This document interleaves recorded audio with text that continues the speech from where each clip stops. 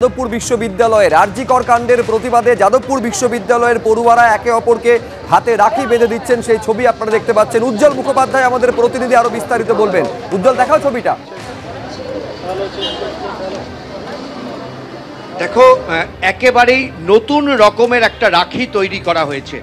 সেই রাখিতে লেখা রয়েছে নির্যাতিতার বিচার চাই, এবং সেই রাখি একে অপরকে পরিয়ে তারা আরো আন্দোলনের শপথ নিচ্ছে, আরো বৃহত্তর আন্দোলনে পথে নামার শপথ নিচ্ছে। এখানে যেমন সাধারণ ছাত্রছাত্রীরা আছেন, বিভিন্ন অংশের বিশিষ্ট মানুষজনেরাও তারা কিন্তু এই মুহূর্তে যাদবপুর বিশ্ববিদ্যালয়ের গেটের সামনে ভিড় করেছেন এবং এখান থেকে তারা মিছিল করে যাবেন। কি দাবি, কি স্লোগান? স্লোগান তো একটাই, তিলোত্তমার বিচার চাই। কিন্তু তিলোত্তমার বিচার যেমন চাই, প্রশাসনিক ব্যর্থতা এবং প্রশাসনিক অবিমৃষ্যকারিতা যেটা দিনের পর দিন ধরে ঘটে চলেছে, একজন প্রিন্সিপাল তার ব্যর্থতার পর তাকে অন্য জায়গায় প্রিন্সিপাল করে পাঠিয়ে দেওয়া, দেয়াল ভেঙে ফেলা, প্রায় স্টেট স্পন্সার্ড হুলিগানিজম করা বিভিন্ন জায়গায়, এইগুলো তো 2024-এ দাঁড়িয়ে দেখতে হচ্ছে মনে হচ্ছে 80-র কোনো হিন্দি ছবিতে দাঁড়িয়ে আছি, সেখানে সব ভিলেনরা রয়েছে। এটা দেখাটা আশ্চর্যজনক। তাই জন্য আমরা দাঁড়িয়ে রয়েছি। এখন কেপিসি থেকে ডাক্তারি ছাত্ররা জয়েন করবেন, তারপর আমাদের মিছিল আরও বৃহত্তর হবে এবং আমরা গোল পার্কের দিকে রওনা দেব। বিশিষ্ট মানুষজনেরা আছেন, ছাত্ররা আছেন, রাজনৈতিক ব্যক্তিত্ব আছেন, কিন্তু এই মুহূর্তে সমস্ত রাজনৈতিক পতাকাকে দূরে সরিয়ে সৃজন কি দাবিতে নামা? যাদবপুর বিশ্ববিদ্যালয়ের সামনে থেকে মিছিল। আজকে তো রাখির দিন, ফলত তিলোত্তমার জন্য বিচার চেয়ে রাখি বন্ধন। আমি যাদবপুরের প্রাক্তনী হিসেবে, সহনাগরিক হিসেবে এই আন্দোলনে সংহতি জানাতে। এটাই হচ্ছে এই মুহূর্তের কর্মসূচি।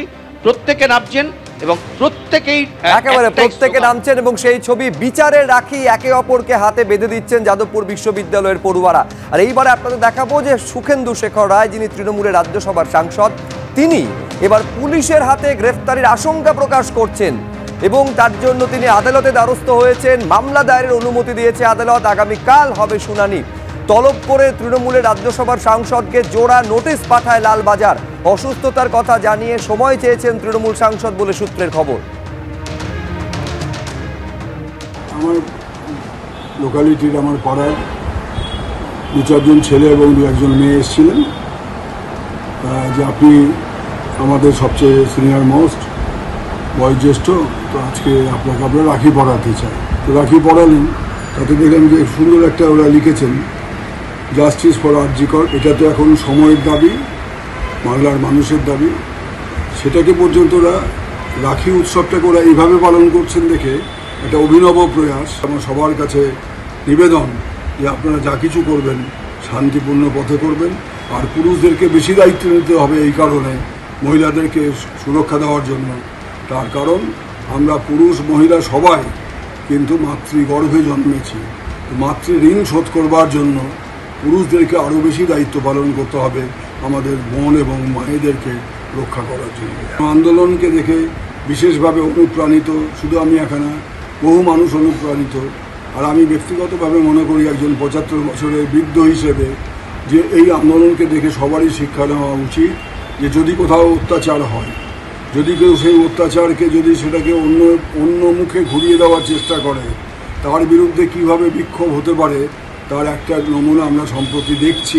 মানে 14ই আগস্টের মধ্যরাত্রি থেকে স্বাধীনতার পূর্ণ লগ্ন পর্যন্ত, প্রভাত পর্যন্ত লক্ষ কোটি মানুষ সারা বাংলা জুড়ে, সারা দেশ জুড়ে যেভাবে নতুন করে একটা শপথ নিলেন নারী জাতিকে রক্ষা করার স্বার্থে, মহিলাদের সুরক্ষার স্বার্থে, সেটাকে আমি আমার 58 বছরের রাজনীতিতে কখনো দেখিনি।